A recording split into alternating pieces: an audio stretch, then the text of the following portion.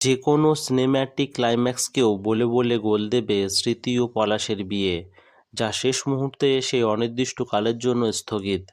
আমরা সকলেই জানি রবিবার হঠাৎই অ্যাম্বুলেন্স হাজির হয় স্মৃতিদের বাড়িতে।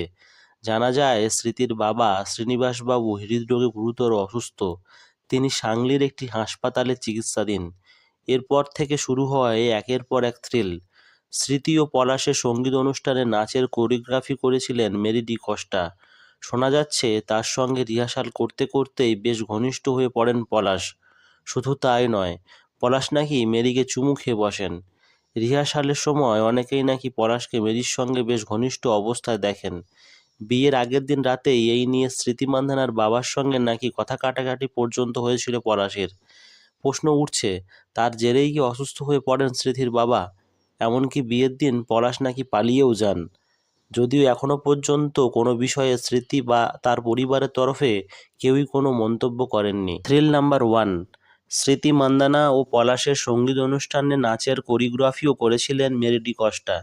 তার ভেরিফায়েড ইনস্টাগ্রাম থেকে ছড়িয়ে পড়েছে বিতর্কিত কিছু স্ক্রিনশট, যেখানে দেখা যাচ্ছে হোটেলে মেরিকে একসঙ্গে সাঁতার কাটার নিমন্ত্রণ জানিয়েছেন পলাশ।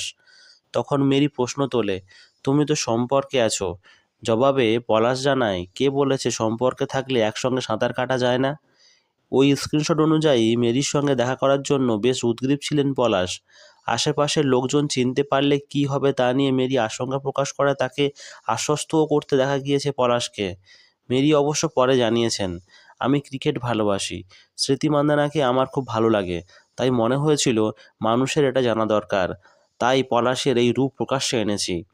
থ্রিল নাম্বার 2, প্রকাশ্যে পলাশের আরও এক প্রেমিকা, যাকে নাকি তিনি হাঁটু মুড়ে বসে প্রেম প্রস্তাবও দিয়েছিলেন সেই একই ভঙ্গিমায়। পার্থক্য বলতে ছিল স্মৃতিকে ডিওয়াই পাটিল স্টেডিয়ামে এই প্রস্তাব দিয়েছিলেন। শোনা যাচ্ছে প্রাক্তন সেই প্রেমিকাকে বাড়ির অন্দরে গোলাপে সাজিয়ে প্রেম প্রস্তাব দিয়েছিলেন পলাশ। শোনা যাচ্ছে মেয়েটির নাম বীরভা সাহ, পেশায় তিনি চিকিৎসক।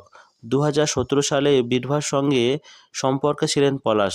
তাদের একাধিক আদুরে ছবি ছড়িয়ে পড়েছে সমাজ মাধ্যমে। যদিও বীরভার সঙ্গে কী কারণে সম্পর্ক ভাঙে পলাশের, তার সঠিক কারণ জানা যায়নি এখনও। থ্রিল নাম্বার 3, অসুস্থ হওয়ার সঙ্গে সঙ্গে স্মৃতির বাবাকে সাংলির একটি হাসপাতালে নিয়ে যাওয়া হয়। চিকিৎসকরা জানান, হৃদরোগে আক্রান্ত হননি তিনি ঠিকই, কিন্তু সমস্ত রকমের উপসর্গ ছিল।